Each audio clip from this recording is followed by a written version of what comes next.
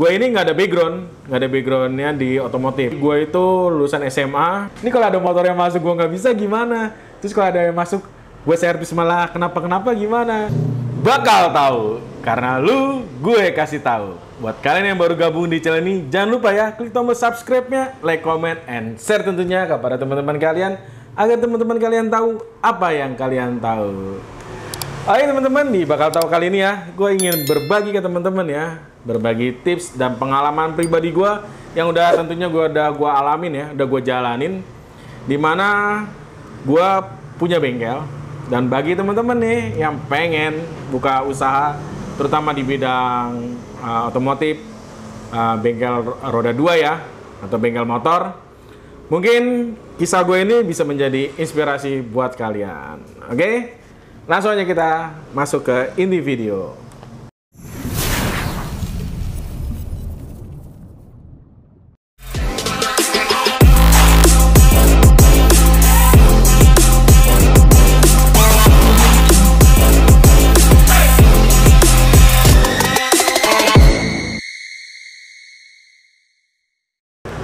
Baik teman-teman ya, jadi sedikit intermezzo ya. Pertama kali gue buka bengkel itu kurang lebih untuk yang benar-benar serius itu di tahun 2013. Kenapa gue bilang serius? Karena tadinya gue cuma bengkel iseng aja di rumah ya. Jadi kalau lagi nggak kuliah atau lagi dulu gue pertama lagi nggak sekolah gitu kan, gue iseng-iseng. Nah pertama kali gue komersil itu 2013, dimana waktu itu gue udah kuliah. Jadi gue punya banyak waktu luang yang akhirnya gue manfaatin untuk di bengkel ya. Dan tanpa disadarin, pada akhirnya malah justru jadi rame ya. Tadinya cuma buat iseng-iseng aja, dan akhirnya jadi rame. Dan di 2013 itu akhirnya gue pertama kali komersil. Dulu pertama kali ya, karena masih basicnya itu di garasi punya bokap gue ya, garasi mobil. Jadi pertama kali dulu yang gue inget itu gue modal itu minim banget ya, sekitar 5 juta. 5 juta loh teman-teman, udah bisa punya bengkel. Itu 5 juta di luar alat ya, di luar alat. Jadi kalau gua nggak salah inget di 2013 itu gue beli spare part. Oh ya, gue beli spare part sama beli kompresor. Sisanya untuk kunci-kunci memang gua udah punya ya. Ya itu juga kunci-kunci standar ya, kunci ring pas, obeng kembang, obeng minus gitu ya. Nggak punya special tools ya, paling apa special toolsnya ya tracker magnet paling. Selebihnya gue nggak punya alat-alat yang aneh-aneh, apalagi impact kayak sekarang yang gue punya ya. Itu pertama kali di 2013. Jadi waktu itu gue lagi iseng kuliah, dan perlu kalian ingat dan perlu kalian tahu juga ya, gue ini nggak ada backgroundnya di otomotif. Jadi gue itu lulusan SMA, kuliah gue itu dulu gue tuh S1 ya, S1 hukum. Jadi gue sarjana hukum nih. Dimana nih sarjana hukum gue akhirnya satu gue nggak gue pakai ya, nggak gue gunain karena gue akhirnya memilih untuk terjun di dunia usaha. Nah ketika 2013 itu gue masih kuliah, gue udah coba iseng ya. Jadi itu memang posisinya di rumah gue kan di perkampungan, jadi itu di garasi di pinggir jalan, dan ternyata nggak di luar ekspektasi ya, di luar dugaan gue, ternyata rame gitu. Dan di situ gue sempat agak bingung ya, nih gue mau ngasih harga berapa, terus gimana sih cara nanganin motor-motor yang sebelumnya belum pernah gue tanganin. Karena memang basicnya karena dasar, jadi pengetahuan otomotif gue ya, pengetahuan mesin gue tuh dasar, artinya apa yang gue punya itu yang gue bisa. Jadi motor-motor yang gue kuasain itu motor-motor yang gue punya. Bahkan gue juga bisa mobil, dan itu mobil-mobil yang cukup yang gue punya aja tadinya, awalnya seperti itu. Tapi karena di 2013 itu terjun langsung dan berhadapan dengan banyak tantangan. Nah ini yang perlu teman-teman perhatikan di sini ya. Kalian harus siap dengan tantangan. Jadi orang usaha itu wajib banget tangguh ya. Harus bisa menghadapi segala persoalan. Nah disitulah bedanya pegawai dengan pengusaha atau orang wirausaha ya, karena kita dituntut mental kita ya, harus benar-benar kuat dalam situasi gimana pun ya. Balik lagi, jadi waktu itu dihadapkan dengan banyak sekali motor yang memang notabene saya ya belum terlalu paham, tapi karena memang sudah mempunyai dasarnya, nah, akhirnya bisa dengan sendirinya. Jadi nggak nyerah ya. Ya alhamdulillah dapat kesempatan seperti itu. Akhirnya singkat cerita saya sampai lulus kuliah dan akhirnya malah justru orang tua ini beli rumah, beli tempat, dan akhirnya sampai saat ini rumah tersebut saya gunakan untuk bengkel. Nah, di bengkel kali ini kan bengkelnya di pinggir jalan dan sudah masuk ke konteksnya lebih serius ya. Kalau yang dulu itu modal 5 juta itu ya bengkel-bengkel kecil aja ya, bengkel-bengkel bisa dibilang kayak bengkel rumahan aja lah gitu kan. Masuk di pinggir jalan di tempat yang baru dan dicoba untuk mengelola yang lebih serius. Jadi waktu itu saya akhirnya mencoba menambahkan modal. Modal start di tempat yang baru itu sekitar 50 juta waktu itu ya. 50 juta itu juga uang boleh pinjem ya. Ke orang tua tuh sekitar 30 juta. Dan itu nekat sekali saya, tabungan saya habis-habisan itu 20 juta dikuras dan buka. Tapi sungguh luar biasa ya. Kenapa saya bilang luar biasa? Di tempat yang baru ini kan itu di pinggir jalan besar, istilahnya di pinggir jalan raya, jalan umum. Ya kalau dulu kan di gang gitu kan, di dalam kampung. Nah di tempat yang baru ini, saya punya ekspektasi yang luar biasa ya. Saya beranggapan nanti, nih di tempat yang baru ini ketika saya buka bengkel ini, saya jadi bos. Ya, tahu layaknya bos ya, udah pikirannya itu udah ngerasanya seperti jadi bos, nanti tinggal ngangkat kaki, terima setoran dan bla bla bla bla. Udah mikirin enaknya aja, betul? Betul. Ternyata singkat cerita di awal buka saya punya satu mekanik ya, kebetulan masih tetangga dulu ikut saya. Awal saya berdua aja, jadi saya benar-benar mengandalkan dia karena memang yang tadi saya bilang gitu, saya bisanya itu otodidak ya, jadi nggak terlalu banyak sekali yang saya kuasain. Artinya pengalaman ya, untuk basic dasar mesin saya sudah mengerti gitu, tapi untuk pengalaman, oh motor ini kan banyak ya, kayak contohnya kayak buka bodi aja lah. Kan makin tahun makin keluar produk yang baru kan beda-beda, seperti itu aja. Jadi ke pengalamannya kurang. Ternyata teman saya ini nggak sampai 3 bulan doi cabut gitu. Dan di situ saya udah benar-benar frustasi ya.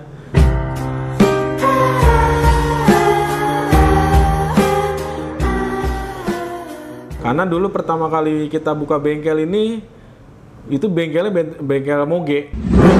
Jadi cc 250 ke atas, nggak megang motor-motor kecil. Nah, yang bisa itu cuma teman saya ini.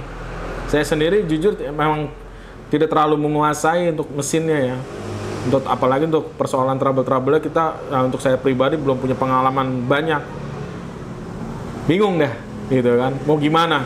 Ini bengkel mau dibawa kemana gitu kan? Di mana di situ saya sampai benar-benar di titik, udahlah. Gua tutup aja nih bengkel gitu. Karena gue mau ngelola udah nggak bisa gitu kan. Mau jalan ngebengkelnya udah nggak bisa gitu. Mau gimana nih, motornya nggak ngerti gitu kan, nggak terlalu banyak paham gitu kan, harus banyak belajar lagi. Kan nggak bisa gitu kan, kita nolak-nolak terus. Sampai akhirnya saya sempat vakum dulu, tutup. Saya cari informasi, akhirnya ketemu banyak teman-teman juga. Dari sales ya, terutama dari sales bukan dari bengkel. Terus saya ngomong ke sales-sales ini yang dulu masukin barang ke tempat saya, ini gimana nih, gue nggak jadi jalan bengkelnya gitu kan, bisa nggak tolongin gue nih ngejualin barang. Akhirnya dilelang, dan harga lelang bukan dilelang ya, ditafsir sebenarnya sih jatuhnya, cuma mereka bahasanya lelang. Itu 11 juta, lo bayangin ya, kalian bayangin. Bengkel gue yang gue buka itu buat spare part waktu itu gue habis 45 juta ya. Jadi gue ada uang waktu itu buka 50 juta, itu 45 jutanya itu dipakai buat beli spare part dan buat setting tempat ya, kayak bikin folding. Sisanya itu 5 juta buat jalan. Artinya taruhlah bener-bener itu barang pure, gue modal untuk spare part itu sendiri sekitar kurang lebih 45 juta, dan itu baru 3 bulan dan itu belum jalan gitu, belum banyak yang kejual gitu. Paling baru-baru receh-receh kayak oli, bearing, kampas aja, itu juga baru 1-2 ya, karena umurnya baru 3 bulan, kurang lebih 3 bulan. Dan itu ditafsir ya sama mereka itu mau dibeli itu dengan harga 11 juta dan minta kunci-kunci termasuk kompresor. Nah kalian bayangin, Untuk spare partnya sendiri aja itu harganya 45 juta di luar kunci-kunci dan kompresor.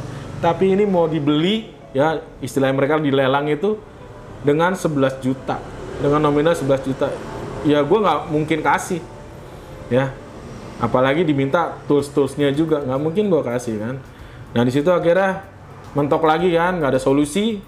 Harus kayak gimana gitu kan. Mau dijalanin gimana. Mau nggak dijalanin juga gimana nih modalnya kan. Walaupun pinjam sama orang tua kan namanya kita punya kewajiban harus mengembalikan.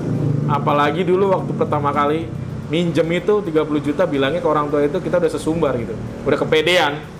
Ya setahun lah mah saya pulangin uangnya gitu. Ternyata baru 3 bulan bengkelnya udah sempat tutup. Nah di sini saya benar-benar terpuruk ya. Nah ini buat teman-teman nih mentalnya. Apalagi yang seperti saya nih yang bisanya belum banyak gitu kan. Saat itu manajemen keuangannya juga belum ngerti gimana saya beli barang, terus saya mau jual, saya mau kasih harga berapa dari harga saya beli, saya mau kenakan jasa berapa dari saya melakukan pekerjaannya. Saya mau hitung regulasi ini, saya mau kasih harga untuk jasa ini berapa, dari mana saya menghitung biaya bongkar pasangnya ini, karena nggak ada pengalaman gitu kan. Saya sendiri kan notabene juga bukan anak bengkel yang sering nongkrong di bengkel sana sini dan nggak punya teman-teman bengkel. Sampai akhirnya saya coba vakum, bingung mau kemana gimana, sampai akhirnya saya nongkrong di tukang bubut ya. Saya nongkrong di tukang bubut, saya ngobrol, saya sharing sama dia. Kebetulan juga tukang bubut ini baru buka, tapi baru buka ini dia bukan cabang juga. Tadi dia ikut saudara-saudaranya, saudara-saudara udah pada buka, akhirnya dia buka sendiri. Akhirnya kan karena dia baru buka juga, belum terlalu langsung rame banget ya, karena langganannya dia belum banyak yang tahu kalau dia udah buka sendiri. Jadi saya di situ memanfaatkan gimana sih gitu kalau orang wirausaha itu kayak gimana gitu. Kalau baru-baru tuh kayak gimana. Nah di tempat itulah saya banyak belajar, melihat langsung ya kondisinya kayak gimana. Dan notabene dia mah udah punya skill gitu kan, udah bisa gitu, karena udah ikut orang. Sedangkan saya nggak pernah ikut orang. Banyak ketemu mekanik-mekanik, banyak sharing-sharing. Nah di situ saya akhirnya ngerasa juga gitu, saya tuh nggak sendirian gitu. Istilahnya bahasanya itu ya sebenarnya banyak juga bengkel yang istilahnya masih ya banyak yang nggak ngerti, nggak semuanya mereka kuasain gitu. Jadi kadang-kadang kan kita berpikiran, aduh gue nggak bisa ini, mental kita down. Jadi memang yang ada di pikiran kita adalah ketika kita ngerasa nggak bisa itu, kita udah ngerasa waduh, udah harus nggak tahu gimana gitu kan. Apalagi yang kalau kalian sama seperti gue ya, yang bener-bener nggak ada basic sih jatuhnya gitu ya, nggak ada backgroundnya, terus nggak ada tongkrongannya kan, bukan anak motor gitu.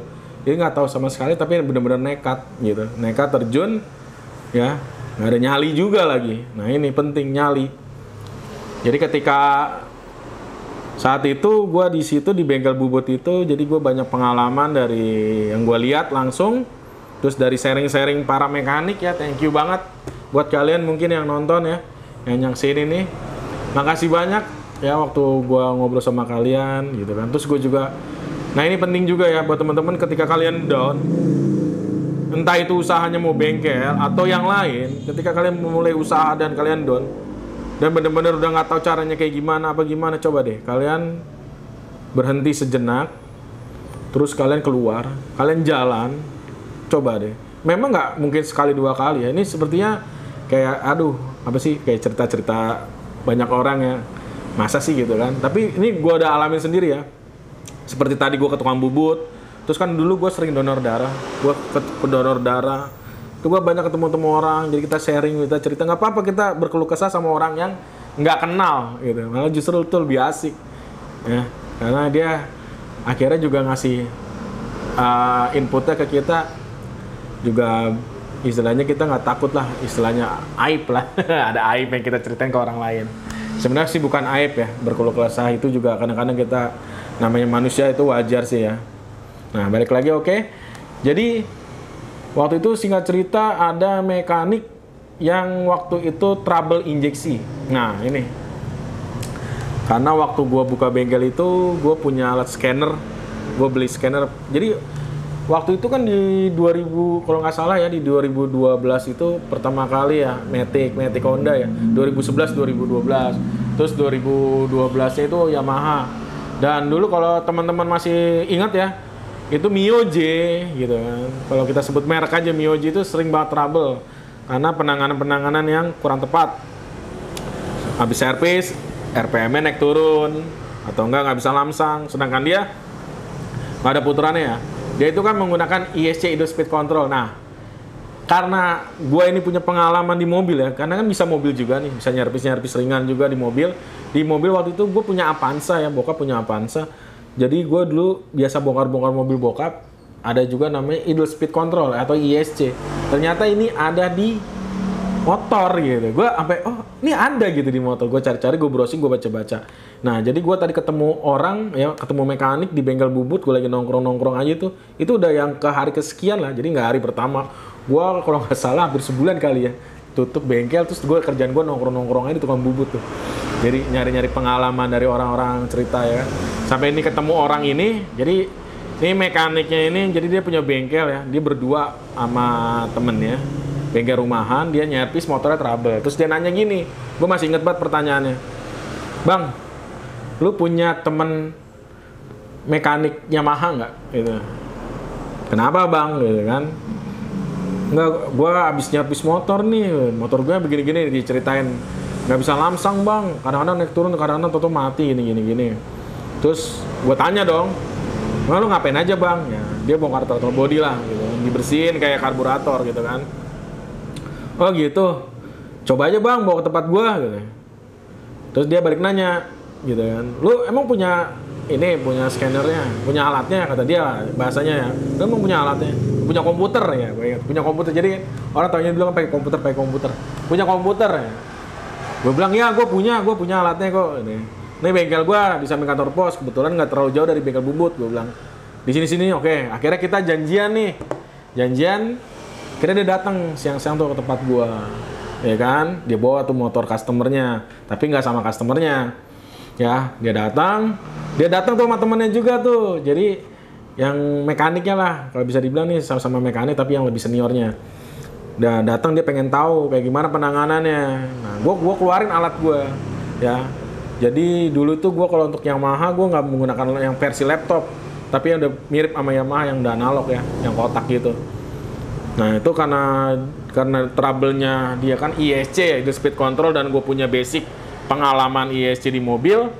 Dan ini alat gue beli, tapi gue belum pernah pakai. Artinya belum pernah pakai untuk yang trouble ya. Gue cuma pakai kayak misalkan gue punya tetangga, bang gue cobain dong, gue punya alat nih, gue pengen tahu fiturnya apa aja. Kalau nggak dicolokin kan nggak tahu. Jadi gue colokin, gue cuma ya kayak ngeliat aja nih fitur-fiturnya apa. Oh ini ada setting CO gitu. Kayak gimana sih setting CO gitu. Tapi untuk pertama kali nih gue pakai di motor mekanik ini, motor customer dari mekanik ini. Akhirnya singkat cerita gue betulin, gue pakai scanner dan berhasil. Nah dari situ akhirnya dia bilang gini ke gue, ya udah bang, gue besok kalau ada trouble injeksi gue bawa ke sini aja.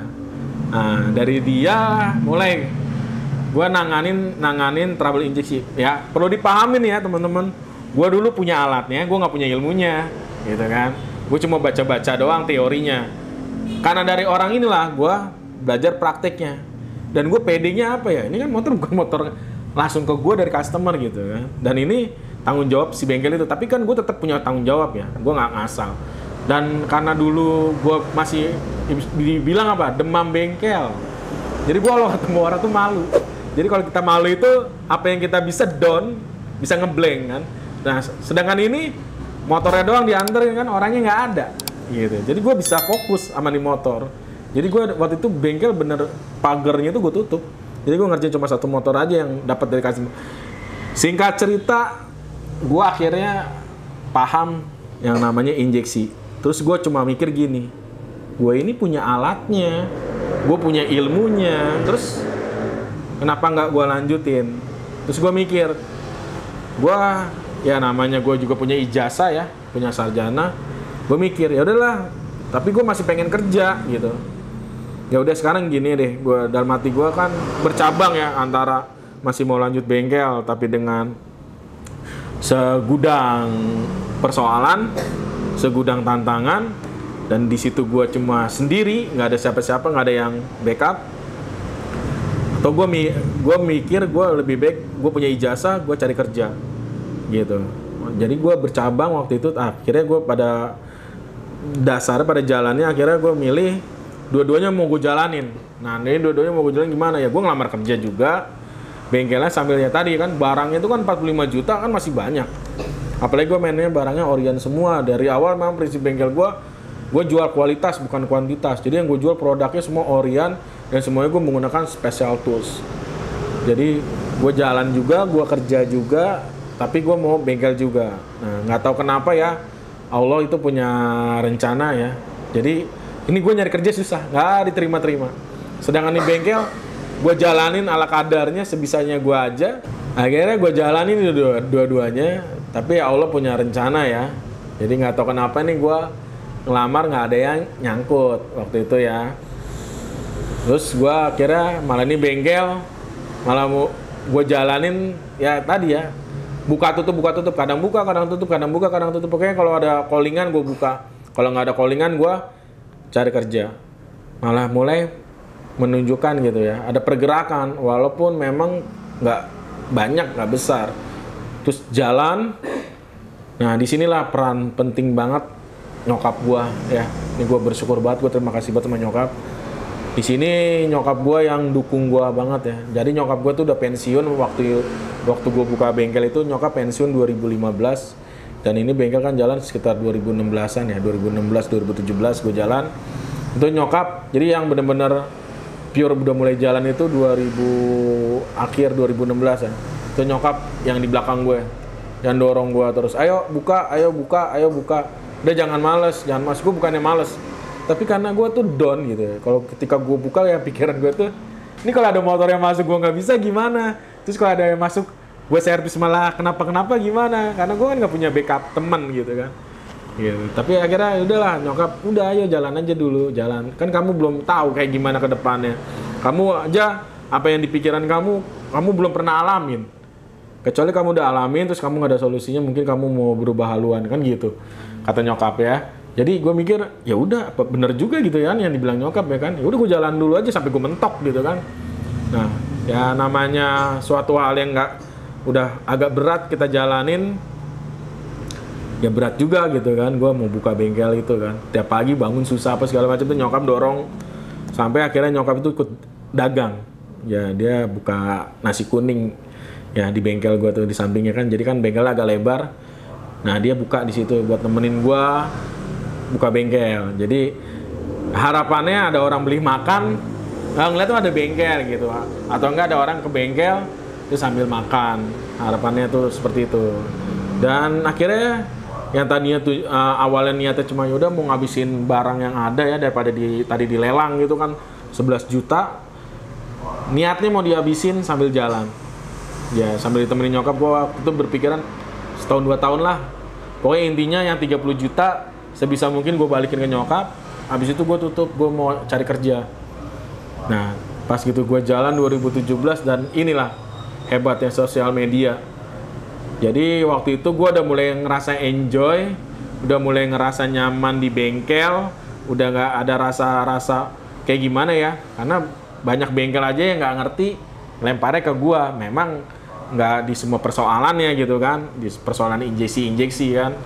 Artinya di sini kan gue punya kelebihan yang nggak dimilikin sama bengkel lain, dan gue juga punya kekurangan ya kan dibandingkan bengkel-bengkel lain gitu kan. Nah dari sinilah gue coba nanti menutupi kekurangan gue. Gue banyak belajar, banyak baca, jalan lah terus menerus ya kan. Udah mulai enjoy, udah mulai asik di bengkel. Kadang-kadang, nah ini perlu kalian tahu ya, bengkel gue dulu ketika gue buka itu Senin sampai Kamis itu bener-bener bisa nggak ada orang sama sekali, satu pun. Gue buka dari jam 8 pagi atau gue buka dari jam 7 pagi sampai jam 8 malam, itu satu pun orang nggak ada yang masuk, satu orang. Cuma ada paling ya isi angin. Dan dulu gue itu setiap isi angin itu selalu gue sedekahin. Jadi orang kalau isi angin tuh gue kasih free, gratis. Nah di awal lo bayangin ya, gue dari Senin sampai Kamis nggak ada orang, tapi gue kalau ada yang orang isi angin gue kasih gratis. Kan kalau bisa dibilang kan lumayan ya, isi angin juga agak banyak walaupun cuma isi angin. Artinya ada pemasukan, tapi waktu itu gue sedekahin, gue ikhlasin buat orang yang butuh angin. Jadi sebenarnya sampai hari ini juga bengkel gue nggak, untuk gue pribadi gue nggak ngenain biaya. Cuma sekarang kan gue udah ada mekanik, mereka yang main lah kalau untuk angin sekarang. Nah jadi dulu gue, bengkel gue tuh dari Senin sampai Kamis nggak ada orang, sepi, satupun nggak ada orang. Yang masuk artinya yang servis, yang ganti oli dan bla bla. Selebihnya nggak ada. Sampai paling Sabtu Minggu cuma 1-2 gitu. Jadi bener-bener dulu gue ngerintis tuh dari nol banget ya. Paling Sabtu Minggu itu yang teman-teman gue gitu, lama gitu. Nah paling ya lemparan-lemparan aja gitu. Kalau ada pun, kalau Senin sampai Kamis itu paling ada lemparan dari bengkel 1-2 aja. Tapi beberapa kali tuh bener-bener ngeblong ya. Bener-bener dari Senin sampai Kamis tuh nggak ada customer yang masuk. Itu luar biasa. Nah disinilah iseng gue ceritanya kan. Dari Senin sampai Kamis nggak ada kerjaan. Sabtu Minggu ya gitu-gitu doang. Bahkan omset gue sebulan itu dulu cuma 1 juta, 2 juta omset ya, pemasukan kotor. Nah gue iseng lah istilahnya kan, nggak ada kegiatan, bengang-bengong, kadang tidur sampai guling-gulingan. Aku sedang sibuk tidur-tiduran dan berguling-guling. Mau ngapain lagi gitu kan. Akhirnya gue bikin konten waktu itu ya seadanya aja lah gitu. Yang ganti kampas rem ya kan, ada R15 terus NMAX gitu kan. Sampai akhirnya gue bikin konten-konten mobil ya. Gue lagi iseng, dulu kan gue punya mobil pribadi ya, gue pakai Vios. Itu gue suka servis sendiri, penanganan sendiri kan. Nah gue bilang udahlah gue kontenin aja daripada nggak ada ini. Terus temen gue ada juga yang mobil Yarisnya bermasalah. Nah terus gue yang nanganin juga di sini. Tuh dulu gue bener-bener pede banget ya. Bengkel di pinggir jalan sore-sore itu rame banget. Gue ngonten ngeliatin orang ya. Nah akhirnya dari situlah, dari YouTube itulah gue akhirnya nggak langsung banyak dikenal orang. Sampai ada beberapa video yang trending. Dan ada alat ya, dimana waktu itu alat itu di Indonesia belum ada yang punya. Jadi alatnya di Indonesia itu, jadi kan emang gue senang alat ya, senang teknologi. Jadi gue dulu kan kalau YouTube itu nggak seperti sekarang. Jadi Indonesia dulu bisa dikatakan ya sedikit banget yang bikin YouTube. Bahkan dulu gue belajar nyervis motor injeksi aja cuma ada konten, gue masih inget banget, dan gue sampai hari ini kalau inget itu konten gue kesel banget. Karena itu video judulnya cara servis injeksi, dan dulu kan gue lagi belajar ya. Kalau nanganin motor kayak gimana sih, kalau nanganin mobil kan gue tahu. Gitu. Kalau motor gimana sih? Gitu. Jadi gue cari di YouTube dan ternyata dia tuh cuma servis motor injeksi, buka jok, terus dia tutup lagi joknya dan video itu selesai. Sumpah itu gue kesel banget ya kan. Nah, makanya dari situ gue keseringan nontonnya tuh nonton YouTube luar, dan gue speechless banget ya. Gue ngeliat mereka tuh kerjanya rapi banget. Dan mereka bisa kerja sendiri di rumah ya, di garasinya mereka. Mereka sendiri melakukan pekerjaan itu yang berat-berat, bahkan overhaul ya, turun mesin mobil sekalipun. Mereka punya alatnya, jadi easy banget. Jadi dilihat itu mudah banget dan enak banget gitu. Jadi gimana sih, kayak kalian punya hobi gitu kan, ngejalanin hobi kalian itu enak banget gitu. Dan gue pengen banget, akhirnya gue beli alat. Dimana memang alat ini di Indonesia belum ada yang punya waktu itu ya, belum ada yang punya. Gue impor. Gue datengin langsung, itu pesannya dari Amerika, dan itu harganya lumayan cukup mahal. Waktu itu 8 jutaan sekian lah untuk 1 atau 2 alat itu. Gue lupa persisnya berapa. Pokoknya waktu itu gue habis anggaran sekitar 12 jutaan. Nah itu dulu waktu mau beli, bokap kan gue diskusi sama orang tua ya, sama bokap sama nyokap. Terutama sama bokap ya. Karena ini dunia laki gitu. Jadi kalau pikirannya mereka tuh beda. Kalau bokap itu mikir, buat apa lo beli kayak gini, gitu kan? Emang banyak yang servis menggunakan alat ini. Terus gue jawab, ya sebulan sekali juga belum tentu, gitu kan? Oh ya udah, nggak usah beli kalau gitu, sama aja sama bengkel-bengkel lain. Terus sharing sama nyokap, kalau nyokap beda, ya kalau nyokap, ya udah beli aja, kan kita nggak ada yang tahu, gitu kan? Beli aja kalau memang yakin. Nah itu, jadi harus ada keyakinan juga.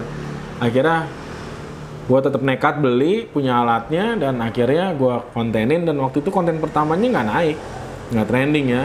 Sampai akhirnya konten yang keberapa ya, alat itu sekitar ke 2 atau 3 video lah baru, karena judulnya ya kan, banyak yang asal, ini yang benar ya kan, itu alatnya alat komstir. Dan di sini juga metodenya gue rubah ya, artinya bukan gue rubah, metodenya berubah. Jadi orang kan kebanyakan kalau bengkel itu kan turun-temurun ya. Kayak lu nih, misalnya kalian nih masuk bengkel ini, belajar di situlah setahun 2 tahun, kalian kan pasti kan belajar ya. Konteksnya kalian meniru dari senior-senior kalian. Jadi kan kalian taunya, oh cara kerjanya begitu. Pindah ke bengkel lain atau di bengkel lain punya cara berbeda-beda. Kenapa kita kalau kerja kadang harus ngecekin dulu, kadang harus 2-3 kali setting baru dapat yang pas. Nah itu yang jadi pikiran gue, berarti ada alatnya dan gue cari konten YouTube-nya ada, terus gue cari alatnya kayak gimana, gue lihat di YouTube-nya kayak gimana, gue cari alatnya, akhirnya sampai gue datangin Indonesia dan gue YouTube-in, dan akhirnya singkat cerita itu sekitar 6 bulanan dari alat itu gue beli, baru mulai rame, karena judulnya agak nyentil ya. Judulnya agak nyinggung, banyak yang pada komentar, bengkel-bengkel pada marah di Indonesia karena ngerasa gue so hebat gitu kan. Nah dari alat ini ternyata yang emang pekerjaannya kan komstir ya, bisa dibilang di bengkel itu komstir itu sebulan sekali, ini belum tentu. Tapi gara-gara alat itu dan video YouTube gue itu, tiap hari itu menjadi pekerjaan utama di bengkel gue sampai hari ini. Tiap hari itu pasti ada namanya komstir, itu pasti ramenya itu persoalan komstil, lo bayangin ya. Jadi di luar dugaan. Jadi makanya buat kalian jangan usah menduga-duga, kadang-kadang memang di luar dugaan. Kalian nyangkanya kalian punya apa nih di bengkel yang kira-kira bisa menjual. Kadang-kadang di luar itu. Nah, sampai singkat cerita akhirnya gue sampai di 2020 untuk pertama kalinya ya, gue punya karyawan banyak. Jadi perjalanan gue dari 2016 itu gue nggak pakai karyawan itu sampai di 2018 2019, dan di 2019 awal lah kalau nggak salah itu gue coba pakai karyawan karena omset gue udah mulai naik, gue udah bisa ibaratnya ada uang lebih untuk bayar karyawan. Jadi dulu itu gue manajemen semua sendiri, gue yang ngebengkelnya, gue yang mekaniknya, terus gue kan udah pakai aplikasi komputer ya dari awal gue berdiri tuh, gue udah pakai aplikasi komputer. Manajemennya juga gue nggak ngerti, pertamanya gue belajar terus. Jadi lu bisa bayangin itu prosesnya. Selama dari gue buka itu sampai dengan 2020 itu gue belajar terus ya. Untuk di tempat yang baru ini kan benar-benar serius, jadi gue udah pakai aplikasi segala macem. Itu gue belajar benar-benar serius banget.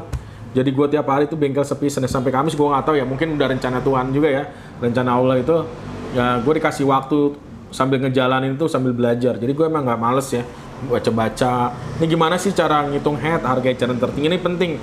Terus kalian juga harus tahu harga pasaran di sekitar kalian, di bengkel kalian. Nah terus kalau kalian mau seperti gue nih, kalau gue memang kan di awal memang mau jual kualitas ya, bukan kuantitas. Artinya bengkel gue ini menjual part-partnya juga yang benar-benar original, dan cara kerjanya juga benar-benar yang bagus, yang rapi.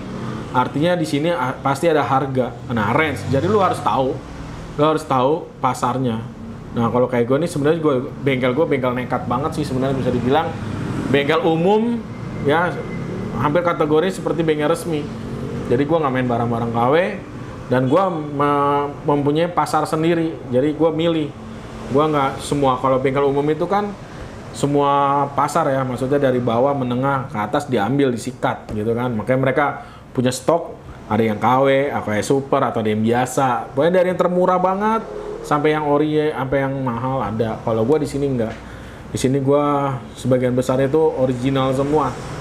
Jadi kalau yang mau ke tempat gue ini orang-orang benar-benar mau cari kualitas, bukan kuantitas, seperti itu. Dan ini perlu dicermati sama teman-teman ya. Kalau mau seperti gue ini agak berat juga. Kalian harus punya strategi-strategi. Gue tuh banyak ngatur strategi gimana bengkel gue tuh juga dipercaya orang, karena orang kan nggak tahu bengkel gue, tapi wah ini kok mainnya ori, wah ini harganya segini, kok harganya segini.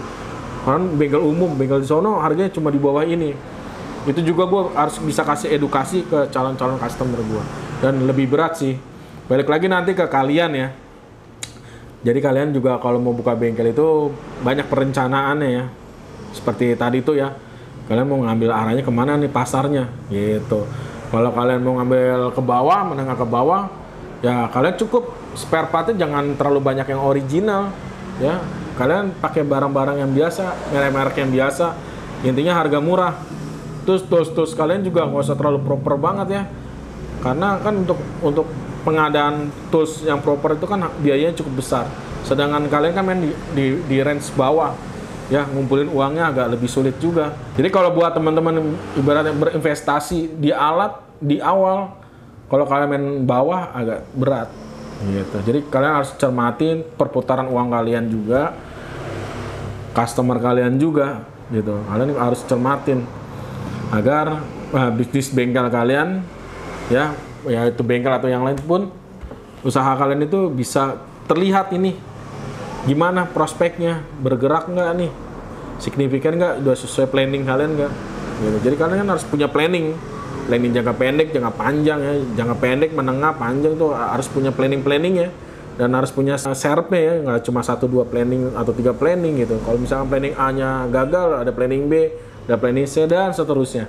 Jadi kalian benar-benar harus putar otak kalian ya, harus buat perencanaan. Nah kalian juga harus sharing-sharing sama pengusaha yang lain, sama orang-orang usaha yang lain. Nah balik lagi teman-teman ya. Jadi sampai di 2020 akhirnya gue punya karyawan, kalau nggak salah waktu itu 9 orang. Dari cuma 1-2, 9 orang. 9 orang dan itu luar biasa buat gue. Dan itu babak baru di dalam usaha gue ya. Yang tadinya gue nggak manajemen karyawan, sekarang gue nggak harus nge-hire 9 karyawan gue ya. Gue harus manajemenin 9 karyawan gue. Artinya gue harus, ini keuntungan gue harus gue bagi loh ke 9 karyawan gue gitu kan, ke mekanik sama ke admin gue. Gue jadi udah punya admin di 2020 tuh, gue udah punya admin, punya mekanik, punya tim lah ya kan. Gue udah tinggal, gue masih turun, masih kerja, jadi gue bagi kerjaan ya ke mereka. Cuma kerjaan gue udah nggak sebanyak dulu. Dulu gue bisa kerjain motor itu dari jam 7 pagi itu sampai jam 12 malam sendirian, karena kalau turun mesin kan nggak mungkin gue kerjain di jam kerja kan. Gue siasatin waktunya. Jadi kalau pagi gue buka, gue reguler, servis ringan yang non trouble. Nah ketika udah jam 4 sore, jam 3 sore gue udah tutup pagar, gue udah ngerjain yang trouble gitu. Jadi yang turun mesin lah atau ada error apa itu gue nyambi sore. Itu kadang-kadang bisa sampai kayak turun mesin gitu ya, gue bisa kerjain sampai jam 12 malam gitu, sampai jam 1 terus gue closing dan sebagainya. Dan itu sangat melelahkan sekali. Akhirnya bisa gue lewati masa-masa itu ya, masa-masa gue bener-bener capeknya luar biasa ya. Dari jam 7 pagi gue bisa kerja sampai jam 12, jam 2 pagi, dan paginya udah buka lagi ya. Itu akhirnya gue bisa punya cukup tabungan ya, tabungan bengkel ya, untuk meng-hire orang ya, untuk mempekerjakan orang. Akhirnya gue nggak tanggung-tanggung, waktu itu gue dapat 9 orang kalau nggak salah, 9 orang kita buka bengkel. Dan apa yang kalian tahu di 2020 ya, ingat gak? Masih ingat pastinya ya, ya COVID ya. Di 2020 gue lagi seneng-senengnya, lagi jaya-jaya istilahnya, gue lagi punya banyak-banyaknya customer, gue lagi punya banyak-banyaknya karyawan, dan di situ gue ngerasa ya, gue bener-bener udah ngerasa itu gue udah sukses lah istilahnya, karena utang ke orang tua itu kan udah gue bayar waktu itu di 2018. Terus gue pinjam lagi 2019, udah gue lunasin juga, dan akhirnya gue udah balik modal di 2020 itu ya. Jadi karena gue ada modal cukup, gue balikin modal yang uang pribadi gue 20 juta itu. Jadi bener-bener nih gue jalan udah balik modal di 2020 itu, udah balik modal yang 50 juta itu. Jadi bisa dibilang sekarang jalan ya udah pakai modal yang berjalan. Gue lagi seneng-senengnya, lagi ngerasa berjaya-jayanya, dimana gue mulai bisa dihargain sama orang-orang ya. Yang karena dulu banyak yang nyibir gue ya kan, lulusan kuliah bukan megang pulpen, megang obeng, bukan megang yang bersih-bersih, kerja bukan pakaian yang rapi bersih, mainnya kotor-kotoran, banyak cibiran, cacin makin segala macam di belakang gue. Dan pada 2020 itu gue ngerasa kebayar lunas semua ya kan, karena orang-orang itu kan ngelihat ya kan, wah gue udah jadi bos yang sebenarnya gue punya karyawan, gue udah dipanggil bos, dan gue udah ngerasa bangga banget waktu itu ya. Luar biasa gitu kan, terbayar semua perjuangan gue, kerja keras gue selama itu ya kan. Tapi itu nggak berjalan lama ternyata. Dari 2000 awal Januari 2020 itu kesenangan gue itu sama Allah itu nggak dikasih panjang saat itu. Gue dikasih cobaan lagi bro. Jadi gue di tahun 2020 bulan Maret tepatnya itu kan COVID. Ya, kalian tahu COVID kan, itu luar biasa sekali kan. Dan di sini gue nggak punya bekal ya. Gue nggak punya bekal untuk menghadapi situasi seperti ini. Dari semua yang gue baca, yang gue lihat di YouTube juga tentang wirausaha segala macem, gue tuh nggak ketemu pembahasan yang mengenai apabila terjadi musibah seperti itu kan, bencana alam lah seperti itu kan. Tahu-tahu ini gue dihajar langsung. Wah, lo bayangin, kalian bayangin ya, itu 2020 gue lagi punya duit, langsung hire orang dan gue belum tahu caranya gimana muterin uang untuk bayar karyawan, tapi gue masih bisa untung ya, karena tadinya kan gue sendiri, uang masuk aja cuma buat gue pribadi. Ini langsung hire 9 orang, tapi habis itu gue kena musibah itu ya, bukan gue doang ya, dunia ini kena musibah COVID. Jadi baru gue nikmatin rasanya jadi bos itu 3 bulan, habis semua. Karena bener-bener pada saat itu orang-orang benar-benar ketakutan, masyarakat ya, seluruh Indonesia nggak ada yang berani keluar segala macam. Sampai gue tuh sehari aja cuma jual oli, sampai jual cuma aki doang. Kalian bayangin itu untungnya berapa sih oli cuma goceng, ya. Itu cuma sehari, gimana gue harus bayar karyawan. Akhirnya mau nggak mau gue pangkasin karyawan gue. Dan pada akhirnya di 2020 itu juga, di bulan apa ya gue ingat, di bulan nggak bertahan lama itu gue, dari Maret itu sekitar Mei Juni lah, akhirnya gue tinggal berdua doang, habis karyawan gue, dari admin sama tim mekanik habis, tinggal sisa satu orang mekanik gue yang sampai hari ini masih nemenin gue ya, sampai hari ini masih alhamdulillah masih kerja sama gue. Itu gue tinggal berdua-duaan sama dia. Dan itu gue ngerasa hancur banget ya. Gue sedih banget karena kok seperti dibalikin telapak tangan gitu ya. Ini tangan itu dibalikin gitu. Gue yang ibaratnya roda berputar itu, wah lagi senang-senangnya baru pertama kali ngerasain di atas. Toto blok. Gue langsung ada di bawah lagi. Bisa kalian bayangin. Down lagi pasti, down. Karena ya tadi kan banyak hinaan, cacian yang selama ini gue terima di belakang gue ya kan. Ada yang langsung juga gitu kan. Terus gue lagi ngerasa, bukan nyombong sih sebenarnya ya, baru ngerasa nih gue punya power gitu loh, bisa nunjukin ke mereka gue berhasil gitu. Tahu langsung plek. Di tahun itu gue blek, lagi banyaknya disanjung, langsung blek. Gue berasa kayak langsung dihancurin gitu, ibaratnya kayak habis diterbangin langsung terhempas, langsung hancur gitu. Tinggal berdua lagi, sampai gue mikir harus gimana lagi nih, nggak tahu harus gimana lagi. Akhirnya gue tetap jalan aja berdua. Gue tinggal ngomong nih, waktu itu gue ngomong sama mekanik gue ini, lo masih mau nemenin gue nggak? Gue bilang, kalau masih nemenin gue, ya gue gimana caranya, ada nggak ada gue ada-adain lah buat bayar lo. Terus dia, ya udah bang, nggak apa-apa, ya gue juga ngertiin lah kondisinya kayak gimana, ya udah. Dan alhamdulillah dia sampai hari ini masih kerja sama gue. Jadi dulu tuh gue tinggal berdua sama dia, dan bahkan dulu gue hampir kayak zaman dulu lagi ya, buka tutup, nggak selalu buka. Gue juga dulu sama nih orang, sama mekanik gue ini, gue bilang gini ke dia, gue nggak bisa kasih banyak-banyak gitu kan, karena kan kondisi kayak begini. Terus lu mau nggak kalau misalkan kalau setiap kita buka lu gue bayar, tapi kalau misalkan gue lagi nggak buka ya gue nggak bisa bayar, karena kan gue nggak ada pemasukan. Nah di sini gue main strategi adalah yaitu tutup buka, artinya gue madetin. Gue jadi kalau ada yang nyariin gue, kan main di sosmed juga ya, gue padetin. Misalkan ada yang mau datang besok nih, kalau cuma satu doang nggak, gue ini ada lagi nanya-nanya, dia misalkan mau hari Kamis, terus hari Rabu cuma ada 1-2 tuh biasanya, terus hari Kamis ada lebih banyak tuh biasanya gue padetin ke hari Kamis, supaya gue kerja sama mekanik gue ini, gue juga bisa bayar dia kan. Nah juga dia ada kerjaan, jadi kita nggak cuma buka sejam 2 jam udah bengong gitu, karena setiap buka bengkel itu kan ada biaya operasionalnya kan yang harus kita keluarin. Nah akhirnya mulai jalan lagi, alhamdulillah sekarang kondisinya udah mulai membaik. Nah ini teman-teman ya, pada akhirnya gue punya karyawan banyak lagi, dan di 2022 ini gue habis lagi. Jadi 2020 gue 9 orang, terus gue 2021 ya udah mulai bangkit lagi kan, udah mulai tuh sempet bulan apa ya waktu itu ya, COVID ya udah mulai ngereda. Gua nge-hire orang lagi banyak lagi sampai admin gua 2, gua pakai 2. Tadinya kan cuma 1, gua pakai 2 admin. Terus gua punya mekanik ada berapa ya? Pokoknya total kurang lebih waktu itu 10. Sama gua punya tim YouTube. Gua punya tim YouTube 2 orang waktu itu. Kita jalan.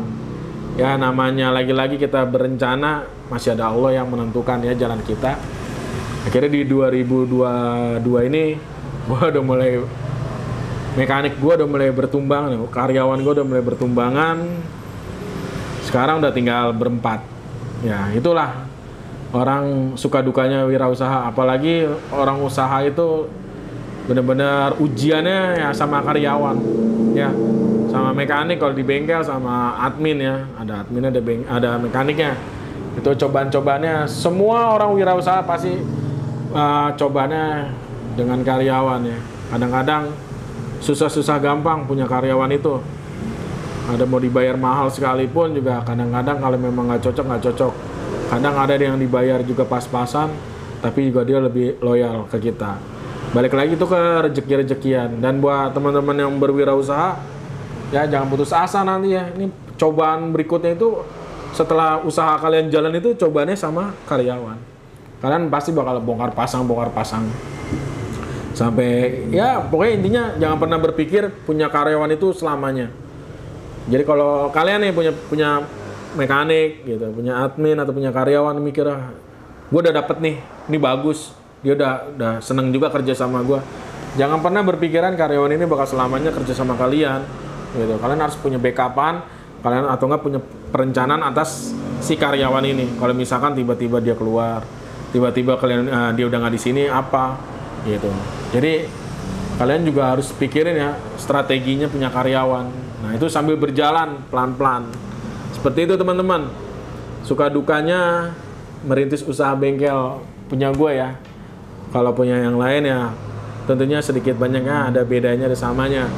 Buat teman-teman yang punya usaha yang sama gue nih, atau mungkin punya kisah-kisah ya tentang usaha, boleh dong sharing ya di kolom komentar ya. Gimana sih waktu kalian awal mula buka usaha ya, usaha kalian apa ya kan, apa usahanya bergerak di food ya, di makanan, minuman ya kan, atau seperti gua nih ya, atau yang retail ya.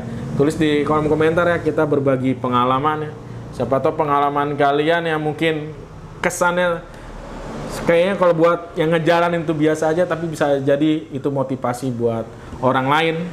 Dan semoga juga kisah gue ini menjadi motivasi dan inspirasi buat kalian yang menonton video ini. Tetap semangat ya buat kalian yang baru terjun, yang baru berjuang. Kalian gak akan sendirian karena semua yang senior-senior kalian yang udah jauh duluan juga pasti banyak juga yang mengalami hal-hal yang kalian alami sekarang. Oke, sampai ketemu lagi ya di video-video berikutnya lagi nih. Kisah-kisah inspiratif ya, kisah-kisah pengusaha kita akan ulas lagi ya. Kalau banyak komentarnya, banyak permintaannya, kita akan lanjut lagi ke episode-episode berikutnya. Oke, sampai ketemu lagi di Bakal Tahu. Oke, bye.